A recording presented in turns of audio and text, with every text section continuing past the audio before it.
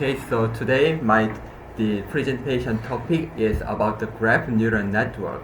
So kindly the Professor Lee talk about the importance of about the graph neural network, and I will talk about the application example for graph neural network, not basic concept about the graph neural network.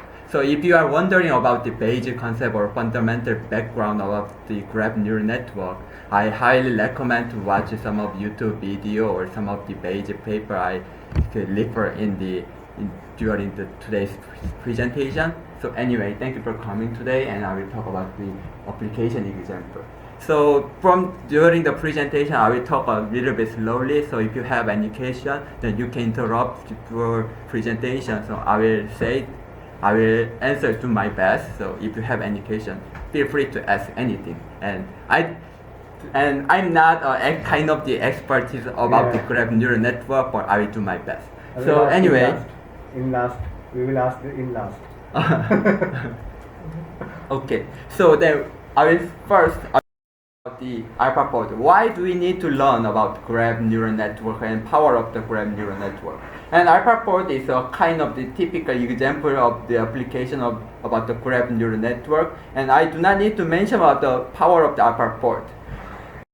In the nutshell of the AlphaFold implementation, there is some graph representation about the protein sequence in this part. You will wonder from the AlphaFold uses a two-track of the deep learning model, and first I will mention about the model later detailing, but firstly I will say the graph network represents some protein sequence very efficiently, and it leads to high performance for the AlphaFold. So graph neural network change a lot of things.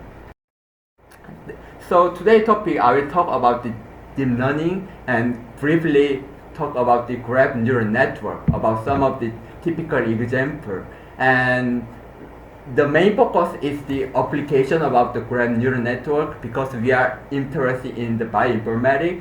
The first thing toward for bioinformatics is to understand in terms of the cheminformatics, because the cheminformatics are deal with the basic atom and subatom connection. Without this application, we cannot apply the graph neural network in bioinformatics directly. So you can think the application of the GNN of bioinformatics is the application of the cheminformatics. So I will talk about the cheminformatics first, and next I will talk about the bioinformatics. So first, I don't know what would be good expression for deep learning. So you already know deep learning has a very strong power for learning some data, and the traditional deep learning has two sessions. The first one is image processing. We call it computer vision. So image data has some kind of the grid, 2D grid, and you can think each one of the nodes can think it as a pixel. So if you think this kind of image, if you put in the model, then deep learning model accept each pixel as a kind of as a node, and this node representation are shrink one by one, and finally we get the output, one of the output, and this output layer predict about this image. So this is the first example for application about deep learning. And second one is the natural language processing, which is mentioned about the Byung-Wook Lee. He's learned about it. So one of the property about the natural language processing is it also has a one-dimensional grid. So it has a time series. Like if you say some of the language, there must be some of the steps.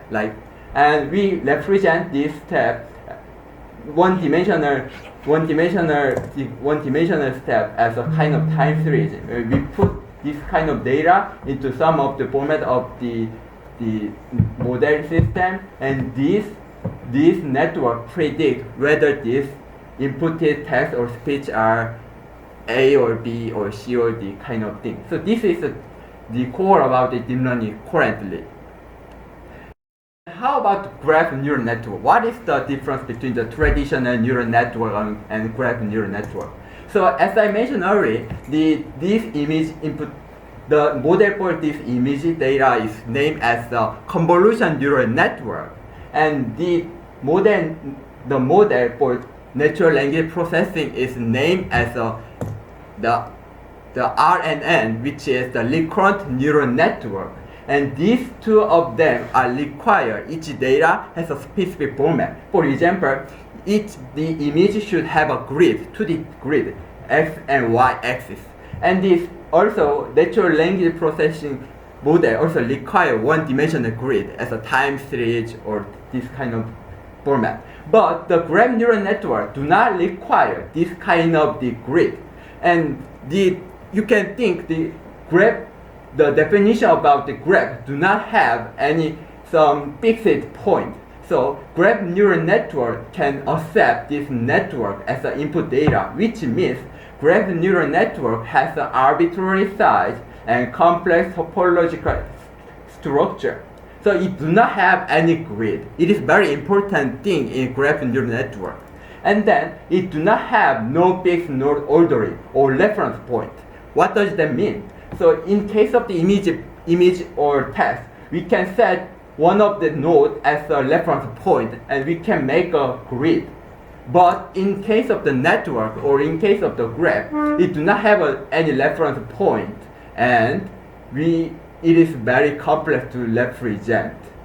However, graph neural network accept this network and it which embedding means the convert network into the matrix form. So they convert the network into the format the computer can understand. And in this format we call graph convolution. So within this graph convolution, these networks are converted into one digital. For example, so let's say this network is kind of the chemical. So each node are represent the atom, like a carbon, hydrogen bond, or oxygen. And we can think this edge as a bond. So for example, if the node are carbon, and this edge could be think of the single bond or double bond. So we can represent any molecule as a format of the graph or network, and this inputted molecule can train in graph neural network, and the result of the graph neural network could be the property about this molecule. For example, does this molecule has a toxicity? Does this this chemical has some antibiotic efficacy or this kind of thing. So we can use the graph neural network in the chemistry. The original graph neural network are add with the same weight. We merge this neighborhood in equally. To node A think node B and C and node D are has equal importance. The graph attention network, they weight differently. They think differently. They are not equal. They are totally different one, so they accept differently. For example, H2 accept the 100%, but H3 accept like 20% in this way. So graph neural attention network is core. Means both are different. Yes. And that we will merge both in the last. Okay. Yes, that's right. So that is the graph attention. So it's a kind of a condition. Say again. It's a kind of a condition. Yes, it's kind of either condition. this or that. Means AND gate or gate. Is that? Yes, it's that. Kind of the controlling the way. Yeah. So that is the graph attention network. Any question? Then now we have seen the basic model of the graph neural network. Now we know how to represent the graph as a mathematical way. Then now our goal is the application about the graph neural network. So as I mentioned earlier, I want to talk about the cheminformatics at first because it is the basic fundamental for important application in bioinformatics. So for the cheminformatics application, I will first talk about the quantum and molecular property prediction, and next I will talk about the antibiotic and toxicity prediction. Next, after handling about the cheminformatics, we can apply this cheminformatics application into bioinformatics application. So we can use the cheminformatics application to predict the protein structure or protein property. So we can apply the bioinformatics problem. So this is another some pioneer the paper for graph neural network and the cheminformatics. So as you can say, we can input the molecule as a graph, like each atom are represented as a node, and each bond can be represented as a edge. So we can represent this molecule as a graph, and we can learn this molecule for graph neural network. And you can see this one, the message passing neural network net, which means a graph neural network. And this model will output the predict the some of the value, some of the feature, some of the property about the molecule, and we compare the property of this value which derived from the real experiment. So we can test whether this model work well or not.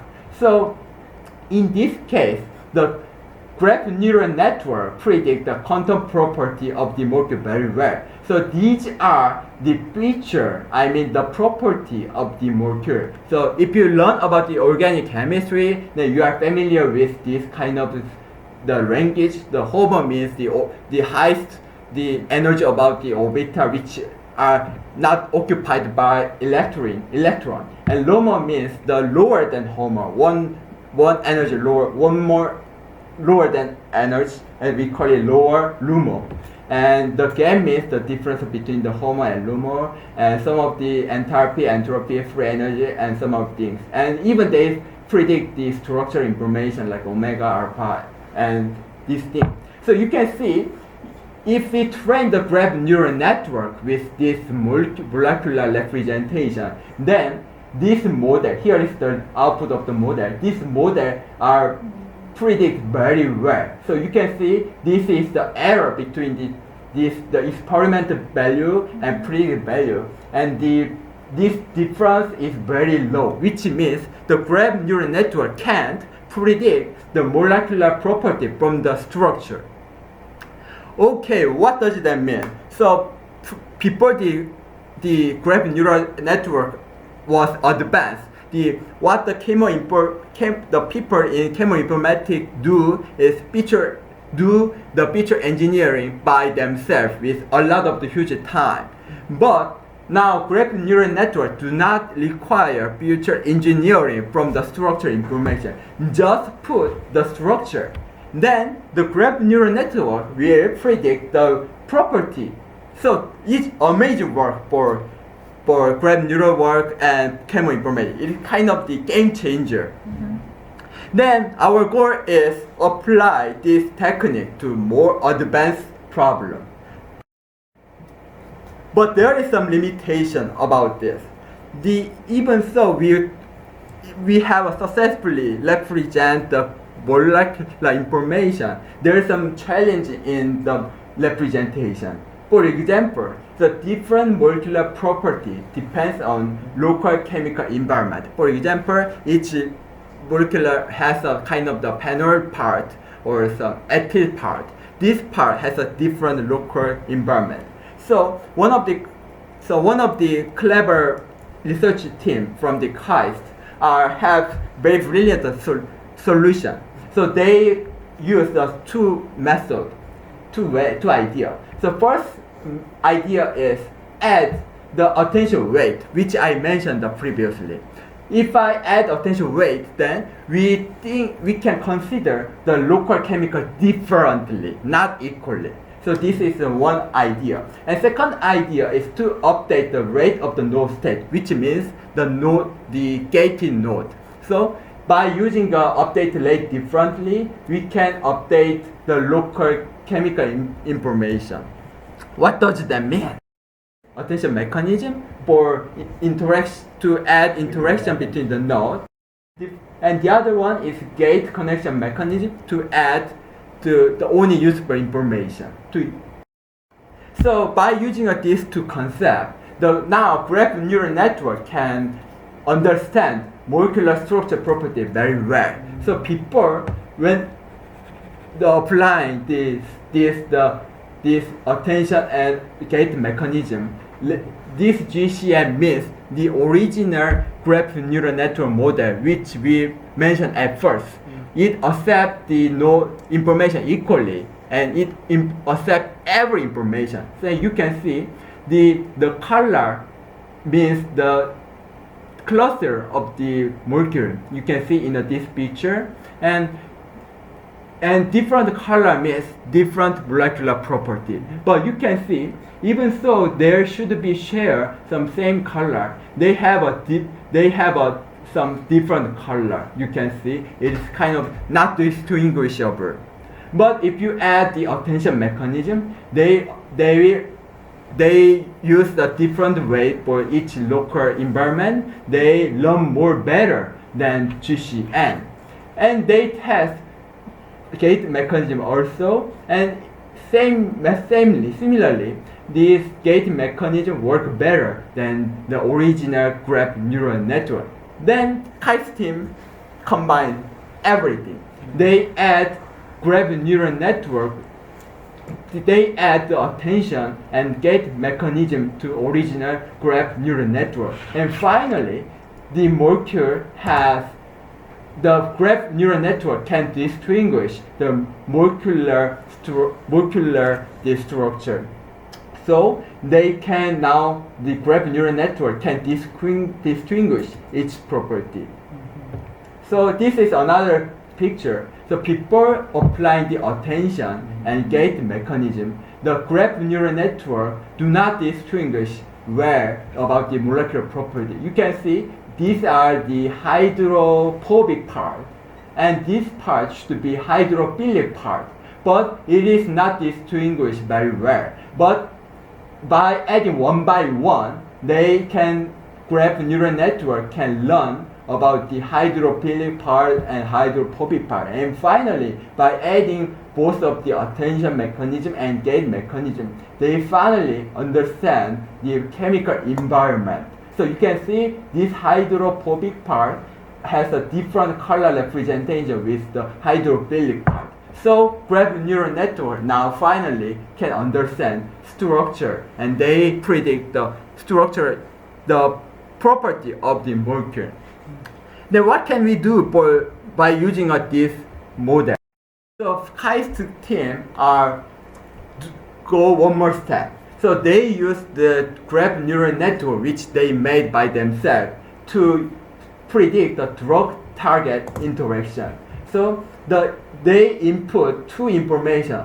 First, they input the chemical information of the drug, and second, they use the chemical structure of protein. So at first, they simulate the drug and protein interaction, and they pinpoint the part in which the drug and protein are interact each other. Maybe we call it binding motif. I'm not sure. Molecular docking. Molecular docking. Oh yeah, about the protein pocket maybe. Pocket. So they only use represent the protein pocket, and they make protein active sites. This active site. Okay. Oh yes, active site. So the graph neural network are trained to learn about the active site, and it is too detailed, so I will skip a little bit, and they successfully can predict whether this drug and target can interact or not. No. So AUROC means how much they can predict well. So the higher score, I mean, if the score are approximate 1, it has the higher accuracy. So their model has higher accuracy than previous model. So I can say they success to predict the drug target interaction. And then another group has used another idea to solve this kind of the challenge. So the another group think the original graph neural network failed to generalize to represent the molecular structure. So they have some different approach. At first, they combine not only the structure information, but also the chemical property, like a free energy, homolomo, or some of the property. Thermodynamic stability of the molecule. Oh yeah, and then another idea is they use the edge-based convolution, not node-based. What does that mean? So they use the edge-based molecular representation. So instead of the node-based convolution, they aggregate the information in terms of the edge, not node. For example, so our goal is to predict the property about the edge between the 1 and 2. Then the graph neural network do aggregate the information from the edge between edge of the neighborhood. So in this case, the edge between the 1 and 2 has a neighborhood of the edge between the 2 and 3 and edge between the 2 and 4. You can say this one and this one.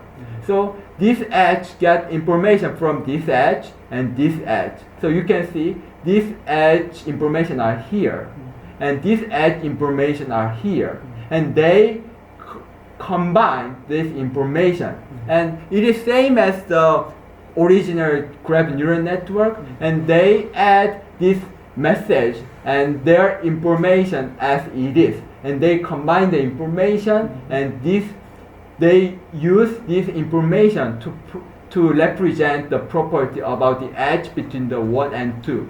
So it is same. The only difference is the edge-based molecular representation. They use the message, they gather the message and combine. That's all.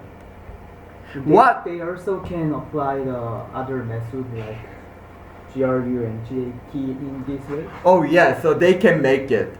So it is only some kind of thing. This light only represents the convolution part. So we can add the skip layer or some other ensemble layer. We can add. So then why they made this kind of concept? This idea comes from the understanding about the chemical structure.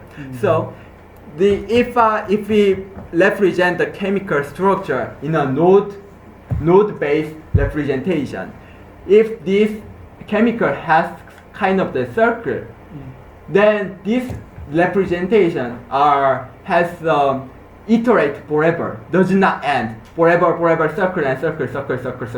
It does not end. So to solve this question, to solve this problem, so the MIT guys are coined with edge-based representation. Of the antibiotic discovery, they train also toxicity, and they successfully predict the toxicity too. So the prediction of the antibiotic and prediction of the toxicity are used for new drug discovery. Now we'll go toward the bioinformatics application. Oh my God. So bioinformatics application. We will see at first the protein structure prediction, and then we will see about the protein function prediction. And now, finally, we will see the KK value prediction. Okay, what would be the protein structure? You already know, AlphaFold. So now it's time to talk about the AlphaFold. What makes AlphaFold powerful? So I'm not sure whether you know or not, but there was the original version of AlphaFold. So this version is AlphaFold 2. But before this version, there was AlphaFold 1. But AlphaFold 1 do not have such powerful prediction accuracy. Then what makes difference between the AlphaFold 1 and 2? That is the graph neural network. So the AlphaFold 2 use the graph neural network from the input sequence. So to predict the protein sequence, protein structure, they put the protein sequence for graph neural network, and these feature representation are used for protein structure. And if you are wondering this part, then I highly recommend to read this paper. It is not regarded. It is different from the deep learning part. It is kind of the co-evolutionary part, so it is a different track. Anyway, the graph neural network are very well used for the protein, the board prediction. So again, even so we use the graph neural network, they have some limitation about the representation. So this research team combined two information. At first, they use the sequence information, and then they use the structure information, and they combine these two information to predict the as I mentioned earlier. They use the sequence information in here, and they use the structure information here. Is this part. They use the graph neural network and the convolution neural network instead of the LSTM model. Anyway, they use this kind of information, and they successfully predict the KK value. So you can see these are the y-axis means the predicted KK value, and this x-axis means the experimental KK value. It is kind of the real data, and this model has a high correlation between the experimental data and predicted data. So I can say it is successfully learn about the KK value. Okay. We finally reach the conclusion. So I will give you some of the take-home message for you. The first thing about the graph neural network has arbitrary size and complex topological structure, which is different from our conventional model like convolution neural network or recurrent neural network. So it is very flexible. It is high degree of the representation. It is the power of the graph neural network. So by using this property, the graph neural network can represent the molecular property from its structure without feature engineering. So it can predict the molecular property from the structure information by it is, without any further engineering process. But in this process, we have seen they modify some of the graph neural network model, like they slightly change the meaning of the attention, and they slightly change of the skip connection, and they slightly change about the gate connection mechanism. So my conclusion is the model of the graph neural network is very adaptive and task dependent. So what does that mean? So for our own specific task, we can design the graph neural network differently. So each task has a different optimal graph neural network. And to optimize this kind of model, I will say understanding about the mathematical framework is very important to design an optimal graph neural network architect. So here is everything I prepared, and if you have any question, now is time to have it.